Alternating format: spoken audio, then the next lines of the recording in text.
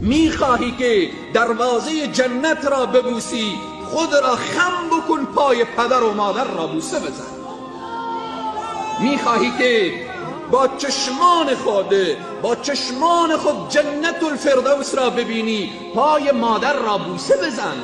مادری که 9 ماه تو را در بطن خود تمام دردها، تمام رنجها، تمام مشکلات را شبها تا به صبح فریاد می کرده. وقتی به دنیا آمدی شبها تا به صبح در کنار گهواره تو نشسته بود و تو را به فکر بقای تو بوده. امروز تو به خاطر دوست و به خاطر آشنا و به خاطر حتی زن و فرزند این مادر را فراموش کنی. این را بدان، فراموشی مادر یعنی فراموشی جنت، فراموشی مادر یعنی فراموشی رضایت الله سبحانه و تعالی. این را بدان جوان عزیز، چقدر دوست داری که در کعبه بری، چقدر دوست داری که در سرزمین مکه و مدینه بری. الله بعد از توحید خود نه از مکه یاد کرده نه از مدینه یاد کرده. الله بعد از توحید نه از نماز و نه از روزه و زکات نه از حج،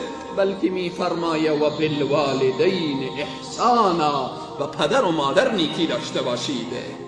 بعضی تماس میگیرن زکات به پدر و مادر میشه؟ عجیبه.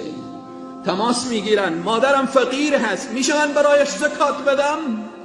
تماس میگیره پدرم مستحقه، میشه من برایش زکات بدم؟ رسول الله میفرمایند انت و مالک لابیک، تو و مال و سرمایه تو از پدر هست.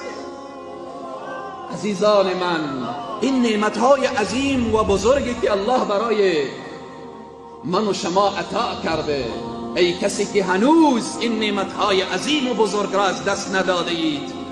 یکی از سلف صالح وقتی مادرش از دنیا میره فریاد میزنه، گریه میکنه. از او پرسان میکنن چرا فریاد میزنی، گریه میکنی؟ میگه آیا باب از بابهای جنت به رویم بسته شد من گریه نکنم؟